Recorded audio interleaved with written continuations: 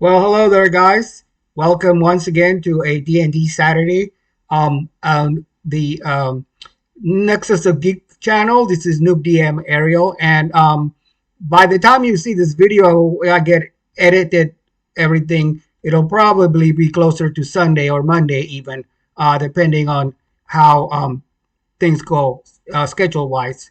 Also, because it's super hot, the weather has turned pretty warm here in mid-July, summertime. It's typical summertime, but still quite high temperatures. So I can't really spend a lot of time in my work setting or my office, home office, away from if I don't have the. Because if I turn on the crank on the air, it gets a little too loud, and so I don't have really good audio on this videos to begin with, and so it interferes with that. So we just gotta work with the challenges, I guess. Today, I wanted to kind of keep it brief and just talk about a couple of items that I've talked about in the past. If you go back into the archives, you could probably find a short video I did about the different box sets for Dungeons and Dragons. Because in addition to enjoying the adventure books that Wizards of the Coast and TSR have put out before, I am also a big fan of the box sets, and I have quite a number of them. And I wanted to talk about what I find are two of the best ones that they've put out, or two of the ones that I like the most, I guess. And I'm really actually I've been spending a lot of time with mine because I want to. There's a pretty active uh, board game club that I belong to in the neighborhood, and I think in a couple of days I will be going back and playing some games with them. And I sort of kind of be a little sneaky about it, where I kind of sneak in sort of like RPGs in a box. I don't have the Pathfinder box games or any of the other RPGs like Gamma World, for example. I know there was a new Gamma World RPG box set, so I'm gonna get a couple of those in the future. But for now, I am just going to try to introduce some of the younger generation or some of our younger club members who have probably never experienced fourth edition or third edition or previous edition. All they know is 5e, which is fine. But some of these boxes were geared towards newbies, new people that want to experience the game. Kind of it's an introduction, kind of a gateway to Dungeons and Dragons. Now, I also have something called I bought a couple of years ago called the Adventures Beginning. I forgot the title of it, but basically what it is, it's sort of a D&D board game. It's not even like an RPG, because the way it works is Adventure Begins. That's what it's called. The Adventure Begins, and it's basically you go around the table and everybody takes turn at being the dungeon master, but you don't really role play as much. There's die. It's weird. It's not a full RPG per se. It's more of a board game in a box, and I kind of like it, but honestly haven't really played it with groups at all. I just know the mechanics, and I kind of pilfered a lot of the minis and a lot of the materials. I took some of the spell cards and components, and I just incorporated it into my 5e game, and it worked out as a good investment in that way. But it's not really the way the product is intended. But I digress. We'll go in and we'll start looking at some of these box sets, and I'll give you what the pros and the cons are, and what I think are the best ones, starting with the fourth edition box set, which printed in 2010. This one came out in 2020, and it had a lot of nostalgia factor because they put the red box. It's a red box, and they put the old Elmore, the Elmore covers that were popular for the early 80s set. And I think they did that intentionally to capture some of that 80s basic set nostalgia. So this was 2010's edition with fourth edition mechanics. So we'll take a look. We'll kind of talk about that briefly here now. All right, guys. So I made some notes regarding the fourth edition box sets from 2010, the Essentials line, the red box, the new red box. Basically, I'm not gonna. Also put a link on the description for my old video, which talked about it. Kind of briefly showed. It was really bad. I was trying to focus the camera back then. about a year ago. I had the new camera, but now looking back on it, I did give a good glimpse of the components. So I'm not going to do that here. But I was just looking at what came in the box. But I didn't really talk about the mechanics so much. So this time around, I think I'm gonna briefly touch upon not too long, but basically I made some notes from the Dungeons Masters book that comes with the box set. And as you can see in the background, there are two books, two red books, reminiscent of the old basic set from the 80s. And I think that's kind of the feel that we're going for, kind of like an introductory set for new players that would be easy for them to pick up. But it's divided into a player's book and a dungeon master's book, like the old box sets used to be.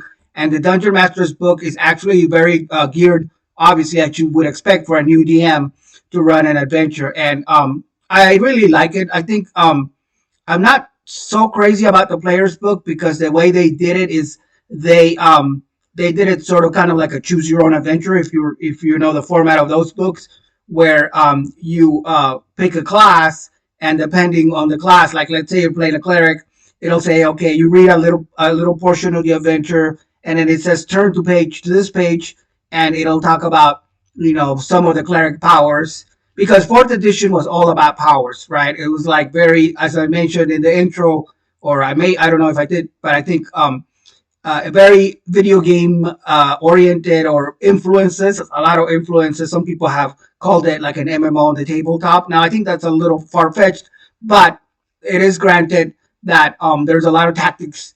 You have to play fourth edition on a grid. I almost can't get away from it. And this set actually comes with a nice double-sided map that you can use for outdoor as well as for some of the encounters that are presented. And it's got a good number of encounters. I think it has like seven total encounters, including one that's a skills challenge.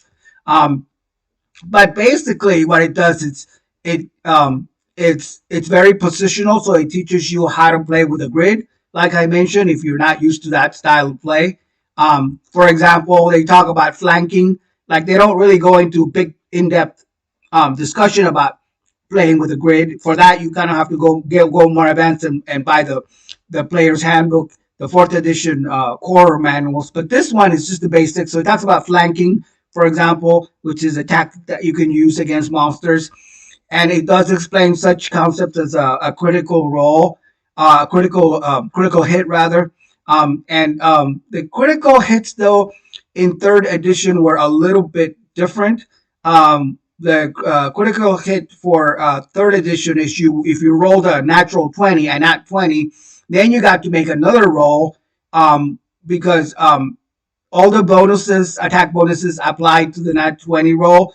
But you basically rolled a second time, and you wanted to see if you didn't have to roll a 20 the second roll, but if it was a hit in the second time, then it was you could apply the double damage. So that's kind of like the benefits of double damage. It was a little bit wonky the way they have it. I think it's a little easier moving forward. It's just, in my table, we roll a 20, it's a natural 20, and then we just do double damage or whatever the fifth edition rule happens to be, or whatever your table is agreed upon.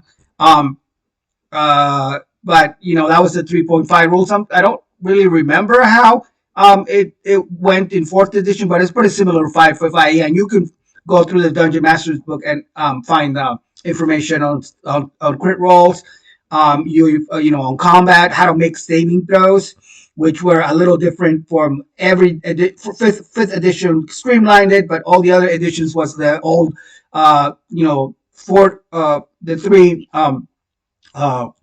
types of saving throws against the different types of damages, and so the various type of damages, and he talks about dying, which it was kind of weird too. It's like in this book, for example, when he talks about dying, he talks about how I guess the number of hit points kind of affect, like let's say your character has like 30-40 hit points, and then if you get half of those hit points, if you get reduced to half your hit points, they called in fourth edition it was called bloodied, which I like that they make that distinction because the monsters too, you're fighting a monster that has 200 odd hit points and it drops down to half the hit points, then it's bloodied. It's taking a lot of damage, but that's a clear demarcation of how much damage it's taking. And the way the dying mechanic worked in fourth edition was the character it could be bloodied.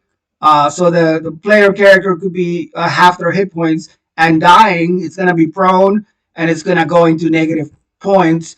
And by when you get to negative points, like let's say you have 25 hit points and you get to negative 25, that's when you actually die. So but in the meantime, where you're in the negative, you keep rolling like a death save, and you can roll it like if you roll unsuccessfully 3 times, then you're dead.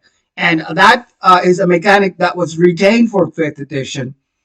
And so I guess I learned looking going reviewing the fourth edition dying rules because I always thought that was excessive amount of death saves, but it turns out that it was actually harder to die in fourth edition than it is in fifth edition, because you go down or just as hard, I guess, because you go down into the negative hit points, which is crazy, you know.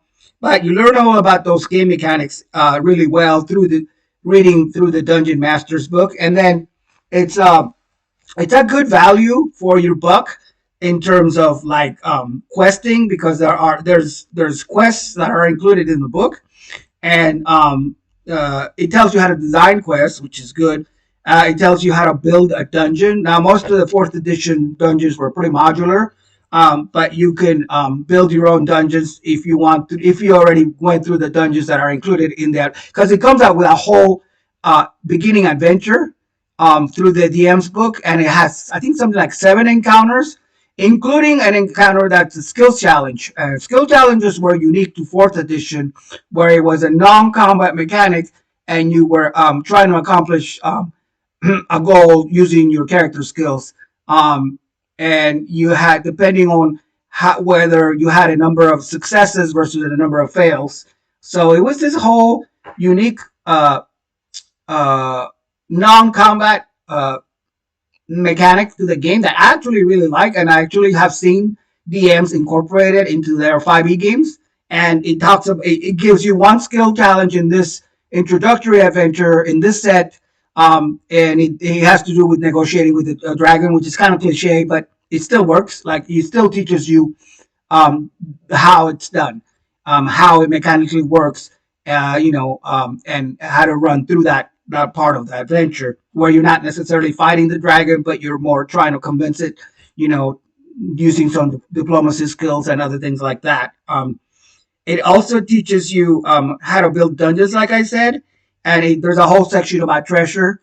One of the things about the DM's books, no matter what the edition is, people don't necessarily need to have an extensive knowledge of it, but it helps to break down the treasures, the treasure after how to divide treasure, what treasure, how much, and this is mostly XP based, which is kind of different now because most of the people I'm playing now in the 5e have abandoned XP because it's just one more thing for the DM to keep track of. So instead of doing XP, they're using mostly milestone, and this was pre-milestone, so they do go into some extensive discussion about XP, how to dole out XP to the characters. But there's no reason why you have to do it that way. I mean, if you want, I guess if you're familiar with the milestone rules, then you can just run it as a milestone as opposed to XP. Although it's based on XP in terms of like the encounters are progressive, so the first encounter is easier, and then you get all the way to the boss monster as you move up in the adventure, and then the XP is distributed that way so that characters don't become like don't get too much treasure, because treasure equals XP. In the old Dungeons and Dragons games, it was always treasure equals XP. So the main reason you want to get treasure in the first place is to get experience points. But that's not necessarily the case anymore. With 5e, again, I mentioned people are doing the milestone rules, but you could do it either way, I guess. It's designed though. This set is designed to do the uh, the XP.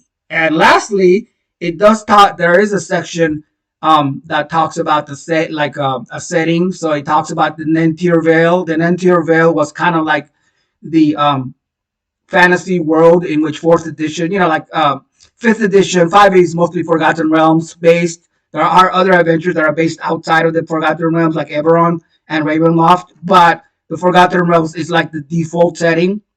So when they had pre-written adventures, they mostly took place in the Sword Coast. Although you could move it around if you wanted to, you can do anything you want. But in fourth edition, it was a completely new setting called an Nentir Vale, and it is described in this DM's book. It doesn't go very. There's the town of Folcrest, and it's kind of like its own. Folcrest is a town within the Nentir Vale area, but doesn't really give a lot of description. Maybe like one paragraph to each zone. So I guess it's very bare bones, and you would have to develop it. So you gotta do a little bit of homework there if you want to actually incorporate the setting. It's basically mostly the book is dealing with tactics, and when you go into the dungeon, then you're fighting the monsters, and you have a multiple encounters to progress the characters, and do it that way. So that's basically the mechanics of the 4E box. It does have the powers, and it comes with a nice deck of power cards. And that's one thing I do like about the fourth edition too, is how the characters all have different powers based on their classes, so they're always doing something. The wizard, and it's, if you know about fourth edition, it's different powers that you can use at different time. You have like the encounter powers, what you can use during multiple times during the encounter, and then you have uh, your daily powers, which are like the most powerful. You can only use it once per day, as the name implies. And then on the lower end, you have the kind of like cantrips. They're called at will, so you can use them at any time. So you have your at will powers, you have your encounter powers, you have your daily powers. And there's a deck of cards that actually has an example of the powers for the different classes. Which in this deck he has a couple of spellcasters, the cleric, of course, and the wizard, and a couple of melee classes, the fighter and the rogue. So not a whole lot of classes to choose from, but you wouldn't expect it because it's an introductory adventure and an introductory set, just getting people's feet wet into how to play in this case the fourth edition game. So I really like this. I think it's one of the better ones. So this one, guys,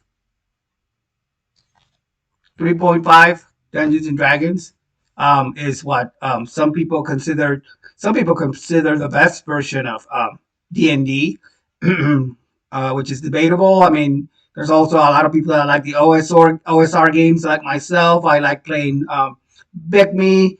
BECME D&D is really fun. I enjoy second edition and first edition, although I haven't played them as much in years. And then there's fifth edition, which is what we're currently playing nowadays. But since we're talking about the box sets, and I mentioned 3.5 because here we have what I believe to be one of the best, if not the best, starter box that Wizards of the Coast put out. Okay, I take it back. The best one is probably the fifth edition one with the 2014 one, which has the long adventure, the Lost Mines of Phandelver. But this one's pretty good too. And what I really like about this one is the components. You can see my old video, which I linked in the description, which gives you, if you want to look at what's in the box. But basically, that's pretty much what it is there. And in terms of the mechanics, well, two things I wanted to talk about. This set is based on, okay, it has pre-generated characters, so it's not very creative when it comes to in terms of the classes that are included. You have your typical, same as the fourth edition one, which has the couple of the spellcasters. A dwarf cleric, a human fighter, an elf wizard and a human rogue. I don't know why they use human twice. That's kind of a little strange.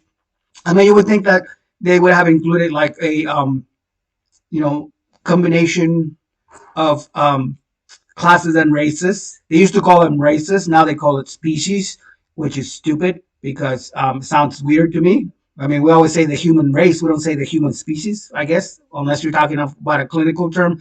But at any rate, the races were the dwarf, human, and elf. So there are really only three emphasized in this box. As opposed to the core books and everything that came afterwards. But at any rate, it is good. It teaches a new player to learn about classes and spells and skills and treasure, and it's very. It teaches. It does a good job of teaching the 3.5 mechanics, but it's very bare bones. Like there's only two levels, and it's really streamlined, so it doesn't. It's not overly complicated because it's a basic set. So you have what you have is you have a set where you can play progressive encounters, just like the red box. So you start at level one, but you play like I think it's six, yeah, six encounters total for five encounters. The first five encounters are for level one characters, and it progresses. And it is XP based, just like the red box. No milestone here yet, so it's like XP. But third edition, everybody sort of gains, which is the difference between Advanced Dungeons and Dragons second edition and OSR games, where in third edition, starting with third and 3.5, everybody levels up at the same rate. So they don't have different experience. So I'm not mistaken, that's the way it worked, where the classes all advance at the same rate. Yeah, that's the way it was because what happened was it went all the way up to like level 20 and beyond. I think maybe level 20. Fourth level goes all the way up to fourth edition goes all the way up to level 30. But this one is in the 20, like 5e, the 20s. I think level 20, if I'm not mistaken. But it teaches you all the mechanics, and it really breaks it down where the first level character sheet are so basic. It gives you a few combat, how to attack, how to defend, and it gives you information on treasures and your skills, your basic skills, and that's it. There's like really not a whole lot to it. When you play the last encounter, which is the encounter number 6, you go up against the big boss creature, which happens to be a blue dragon. It's a really nice miniature that comes with the set.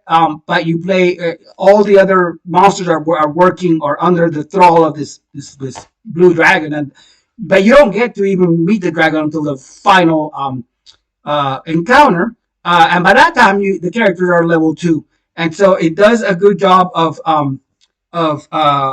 there's an advanced rule book, which is only for the dungeon master to see. And the advanced rule book, what it mostly does is it takes those 4 first level characters and it tells you how to advance them to second level. And that is it. That's as far as it goes. But there's so much information and rudimentary information within those 6 encounters and within those 2 levels to learn and advance and play more third edition games in the future if you wanna continue playing. Now I do want to briefly talk about one of the things that I really like about 3.5 versus other editions, even BECMI, whatever, AD&D. I really like the way they do the skills. Now the skills are a little crunchy compared to 5e and other games because you would get like points basically, and so you have your set of skills like balance, diplomacy, disable. And I think that now that I think about it, the reason I really like this system is because I played Dungeons and Dragons Online, the DDO game for a couple of years, and it was pretty much based on this rule set. And so when you have your skills, for example, in second level, the rogue character gets 8 skill points to use to improve the skills he has or to learn new skills. So you can put points, it's a point system, and you put points It really kind of gets a little bogged down with the ranks because you could do like a full skill, use full points for to upgrade your skills or to learn new skills. But it also gets broken down into ranks. So 4 ranks, you put points into the ranks and then you go up. But what that, for example, in this the second level for this basic set, Karn, the rogue character, gets 8 skill points to use to improve the skills. He has to learn new skills, and it costs 1 point to improve one skill by 1 rank, and or 1 point to learn a new skill from a preset list. In this case, it was balance, diplomacy, disable device because he's a rogue, open log, search, and spot. So you have those 3 different skills, and then the key ability, which is tied to the abilities, dexterity, charisma, all of those. And this is kind of what progressed into 4th and 5th edition. And then you have your modifiers. So if you have 4 ranks in a skill, then you get like a +7. For example, this character had a balance, a second level of dexterity balance.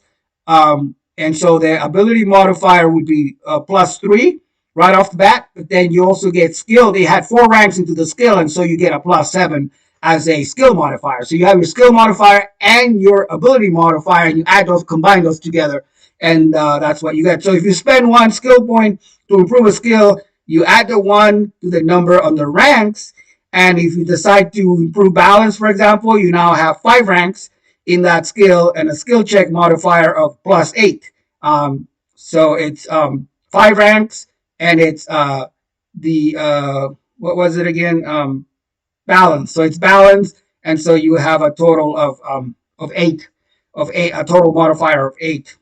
So it gets kind of crunchy, but I like it because what that allows is your character can become proficient in multiple skills. It's not in like a 5th edition where they just give you like a template and they say, okay, these are the skills that you know and this is what you're good at, and you can get and that's what you have. But you don't really get a chance to improve them unless you're at higher levels, and even then, you don't necessarily are always working on improving your skills. Sometimes you're taking feats, you're doing other things. But I like the fact that 3.5 did the skills differently, because what happened is after that you had your prestige classes, which were like classes that were um, I guess the easiest way to compare them to 5th edition to the modern game would be that after 3rd level in 5e, you start getting your subclasses. So a subclass in 5th edition, a subclass of the rogue, for example, is it's arcane trickster, right? Arcane trickster is a subclass, um, but it's just the same class. It's just like you have your sub. It's under that class. But in 3rd edition, you have complete different prestige classes that you could only attain at higher level, and you have to have a number of requisites. Sometimes the prerequisite was you had to have a number of points, and you had to be proficient in a number of skills. Which made sense. If you're an arcane trickster, you're gonna have specialties as a rogue, and you have to already be proficient in like dexterity or whatever skill that they happen to be a requirement. There were other requirements, but it was mostly skill based. And this teaches you the beginning. It barely scratches the surface on that because, as I said, it only lets characters go up to 2nd level. But that's one of the things that on top of everything else that you can learn. I mean, it talks about combat and counter basics. It talks about flanking, just like the other set did. Range combat, how to advance to 2nd level, and spells if you're a caster, and how to move around. So you have move actions, which were movement was a little different. It was still on the grid, like 4th edition, but it was. I think it's the beginning of the grid-based play with minis. So I guess in conclusion, I would say that even though it only goes to those 2 levels, it teaches a lot in those 6 encounters. At you can kind of see the other video and see the components. The components are really great. You get more for your buck because you get a lot of 12 minis. I think 12 minis, and and it just it's a fantastic set. And it's a good rule set. I really like 3.5, and it really introduces people into how to get into the hobby and how to start playing 3.5. Because from then you just get the three book core books, and you can definitely move on from that. So to me, it's a excellent box set.